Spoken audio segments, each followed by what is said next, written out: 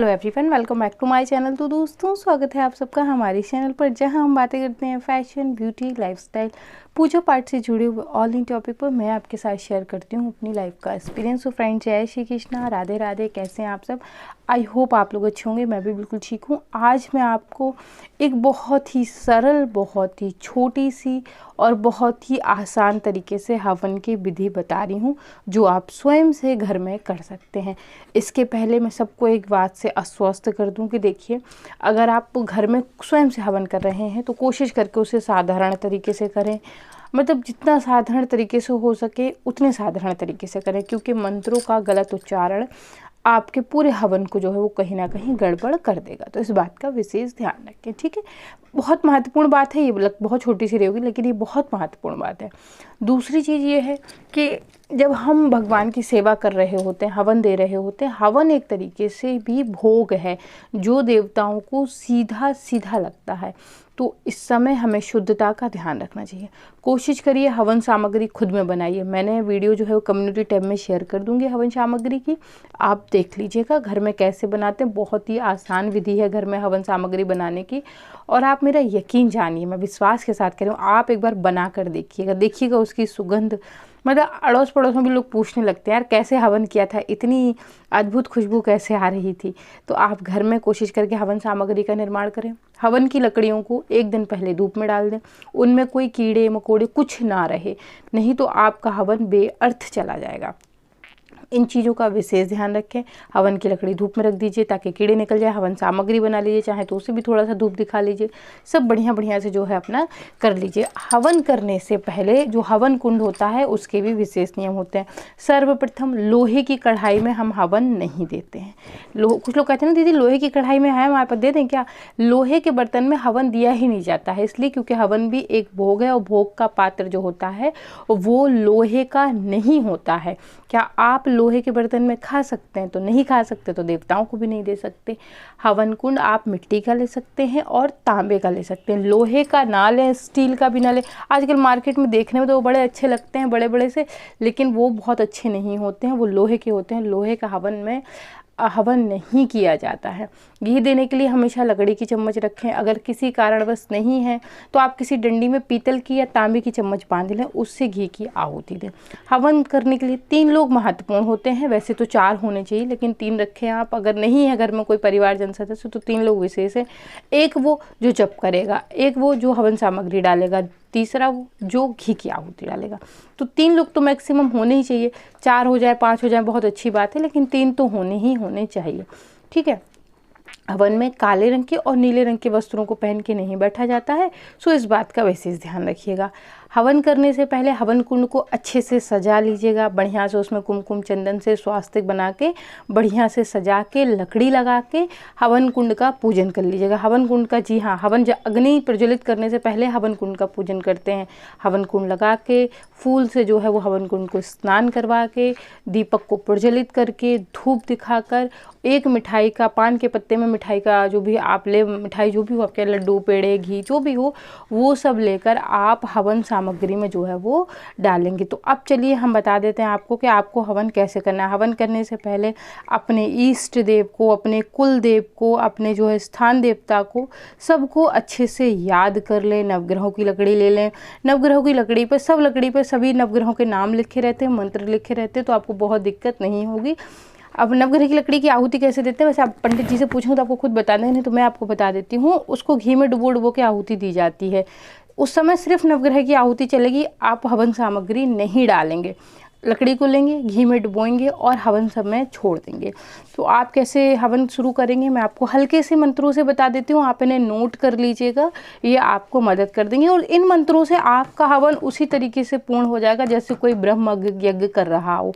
तो ये मैंने कुछ गुरुजी से पूछे थे तो नोट कर लिए थे, तो वो मैं आपको बता दे रही हूँ। तो सर्वप्रथम जो हम नाम लेंगे, स्वाहा ओम गणेशाय नमः स्वाहा, ओम गौराय नमः स्वाहा, ओम नवग्रह नमः स्वाहा, ओम दुर्गे नमः स्वाहा, ओम महाकालिकाय नमः स्वाहा, ओम हनुमते नमः स्वाहा, ओम नमः भैरवे नमः स्वाहा, ओम कुलदेवताय नमः स्वाहा, ओम स्थान देवताय नमः स्वाहा, ओम ब्रह्माय नमः स्वाहा, ओम विष्णुय नमः स्वाहा, ओम शिवाय नमः स्वाहा, ओम जयंती काली, मंगला काली, भद्रकाली, कपालिनी, दुर्गा, क्षमा शिवा धात्री स्वाहा, स्वाधा नमस्तुते स्वाहा, ओम ब्रह्म मुरारी त्रिप्रांतकारी मनु छादी भूमि सूते स्वधा गुरु शक्रे शनि राहु केतय सर्वे ग्रह शांति कर स्वाहा, ओम गुरुवे ब्रह्मा विष्णु गुरुदेवाय महाश्वराय गुरु साक्षात ब्रह्माय तस्मै श्री गुरुवे नमः स्वाहा,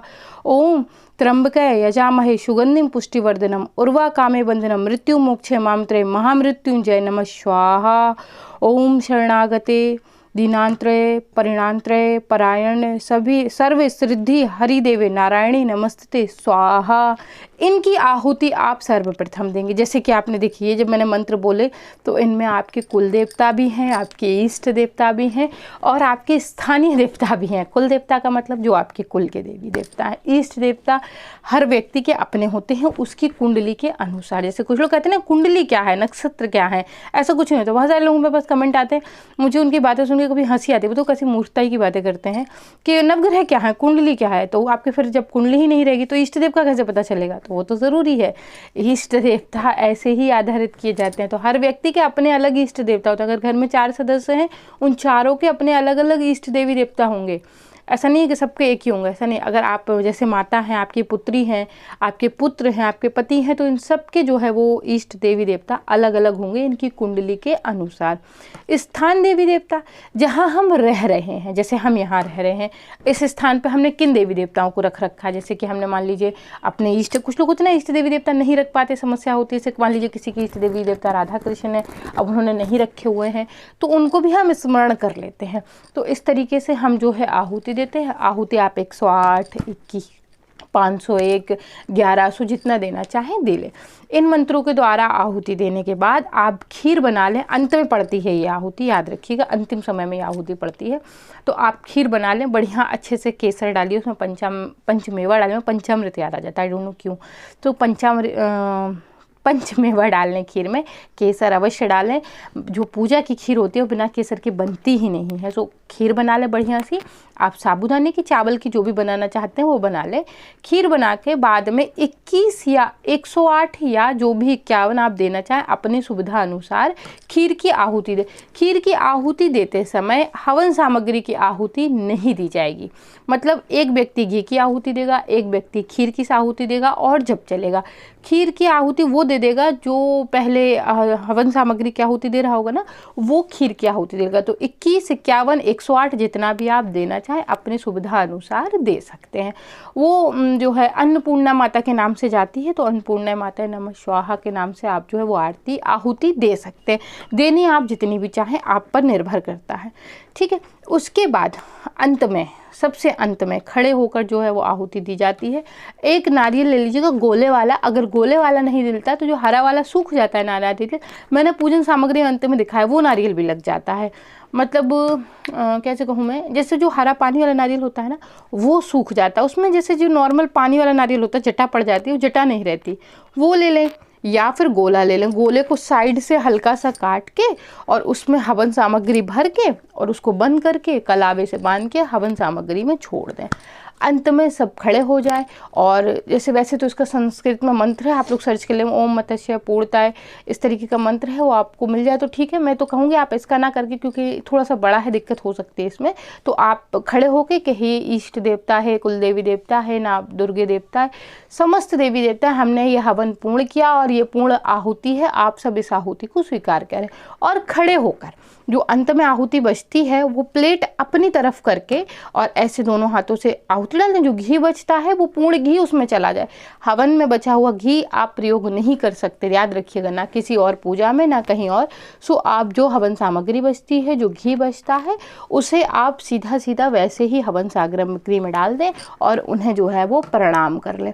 हवन में अगर आपने सिक्का विक्का भी डाला हो तो देख लीजिएगा, जब हवन सामग्री ठंडी हो जाएगी तब आप चाहें तो उसमें थोड़ी सी अंत में जयंती भी डाल सकते हैं। अपने जो जयंती बो रखी है उसमें से 2-4 बालियाँ निकाल के उसमें डाल सकते हैं। अभी मैं एक चीज़ कह देती हूँ, आप थोड़ी सी जयंती निकाल के अलग रख लीजिएगा। विजयदशमी की पूजा विधि आने वाली है तो मैं उसमें बता दूंगी कि उसका क्या विशेष प्रयोग होता है, तो वह मैं विजयदशमी की पूजा में बता दूंगी। आज मैं आपको सिर्फ इतना ही बता दी हूँ कि हवन घर में सरल आसान विधि मंत्रों द्वारा कैसे करते हैं। बहुत ही सरल विधि है, बच्चे से बच्चा भी कर लेगा।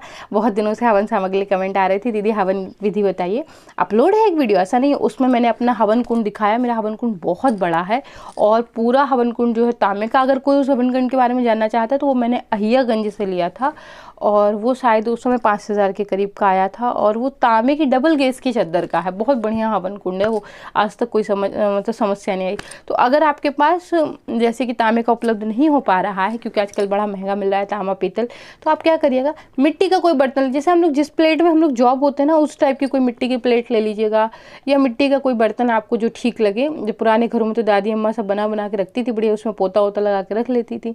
फिर जब आपका समस्त चीज़ें ठंडी हो जाए, जब आपकी आहुति ठंडी हो जाए, तो आप चाहें तो उस जो राख बचेगी हवन की, उसे आप थोड़ा सा, मतलब घर के जो लोग होंगे वो देख लीजिएगा, उसी में डंडी घी की चम्मच लगा के हल्की सी राख ले ली जाती है।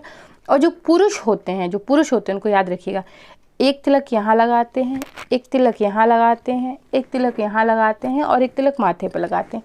जो महिलाएं होती हैं वो उसका तिलक माथे पर नहीं लगाती, सिर्फ यहाँ गले पर लगाती हैं, ऐसे करके 3 बार। तो जब आहुति थोड़ा सा ठंडी हो जाए, मतलब हवन करने के बाद 2-4 मिनट के बाद, तुरंत नहीं, 2-4 मिनट के बाद जब थोड़ा सा ठंडा हो जाए ना, क्योंकि गरम गरम तो दिक्कत करेगी, तो आप हल्का सा चम्मच उसी हवन में लगा दीजिएगा, तो उसकी जो राख होगी ना उस चम्मच में लिपट जाएगी। तो ऐसे अंगूठे से ऐसे लेके एक पुरुषों को यहाँ पर, एक यहाँ पर, एक यहाँ पर और माथे पर। महिलाएं सिर्फ गले में लगाएंगी, बच्चियाँ या महिलाएं जो भी हैं गले में लगाएंगी। उसके बाद आप कलावा वगैरह बांधना चाहें वो बांध लें, मंदिर में जो पूजा करना चाहें वो कर लें। मैंने कल ही वीडियो शेयर किया तो उसको चेक कर लेगा। तो फ्रेंड्स, आशा करती हूँ ये वीडियो आपको बेहद पसंद आई होगी। अगर पसंद आई है तो then like share subscribe and comment करना बिल्कुल ही मत भूलिए। वीडियो को स्किप करके मत देखिएगा, नहीं तो अगर आपने वीडियो को स्किप कर दिया तो हवन का पूरा व्यर्थ चला जाएगा, आप जान लीजिए। देखिए, कभी कभी अगर हम 2 मिनट दे देते हैं किसी चीज़ में, ऐसा नहीं है कि आप 2 मिनट देखेंगे तो मुझे बहुत फ़ायदा हो जाएगा, ऐसा कुछ नहीं है। आप 2 मिनट देखेंगे तो आपको पूर्णतः जानकारी रहेगी, आपको पता रहेगा कि मैंने क्या कहा, क्या समझा। कुछ लोग होते हैं आधा वीडियो देखते हैं, फिर बाद में पूछते हैं कि ये बताओ, उसके बाद मैं कमेंट का रिप्लाई नहीं कर रही हूँ। आजकल मैंने, जो लोग मुझसे बीच बीच में बातें पूछ रहे हैं ना, अब मैंने उनका रिप्लाई करना बिल्कुल बंद कर दिया, बिल्कुल नहीं करती मैं। कोई मतलब ही नहीं बनता, जब मैं सारी चीज़ें बता रही हूँ, वीडियो में कह रही हूँ, तो आप उसको देख ही लीजिए, ज़्यादा बेहतर ये है। तो फ्रेंड्स, आशा करती हूँ वीडियो ज़रूर पसंद आई होगी। अगर पसंद आई तो then like share subscribe and comment करना बिल्कुल भी मत भूलिए। आप मुझे इंस्टाग्राम पे ज्वाइन कर सकते हैं, वहाँ मैं लेटेस्ट वीडियो के अपडेट शेयर करती रहती हूँ। तो मैं मिलती हूँ नई वीडियो, तब तक के लिए जय Shri Krishna, Radhe Radhe, bye bye friend, जय माता दी।